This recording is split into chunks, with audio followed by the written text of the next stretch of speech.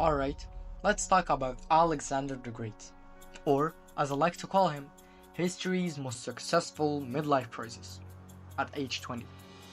This guy didn't just read about world domination, he made it his LinkedIn headline. By 30, he'd conquered more territory than most people conquered in inbox. How? Well, let's see that together. Alexander was born in 356 before Jesus Christ. He was basically the ancient equivalent of a trust fund kid. Except his trust fund came with an army. Dad, King Philip II of Macedonia. Mom, Olympias, who may or may not have had some divine late night visits from Zeus. Legend says Alexander was born the same day the temple of Artemis burned down.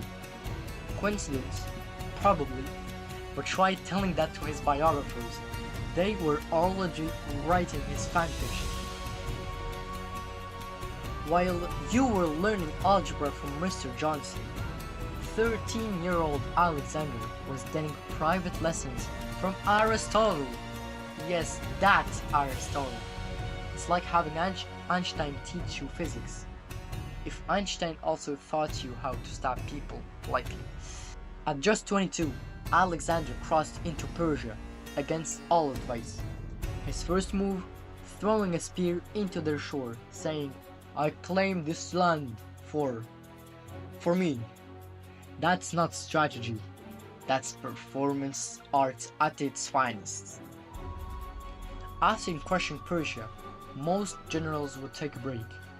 Alexander was like, let's go to Egypt, where he basically founded Alexandria, got declared pharaoh, visited an oracle who basically said, "Yep, you're awesome."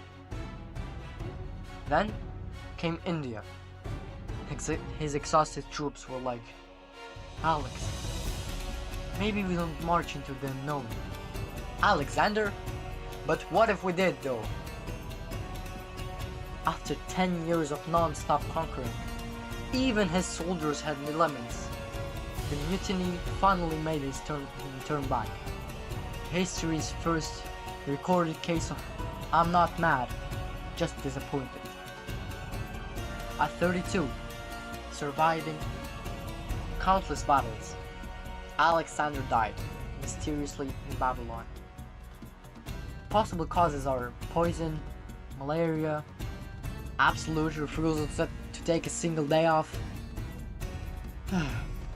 His empire immediately collapsed into civil war, proving that maybe you should write a will before conquering 3 continents. So, in just 13 years, Alexander casually built history's largest empire, pre-Rome, founded 20 plus cities named after himself.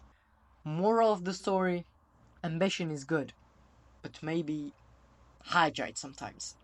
Not bad for a guy who never figured out work-life balance.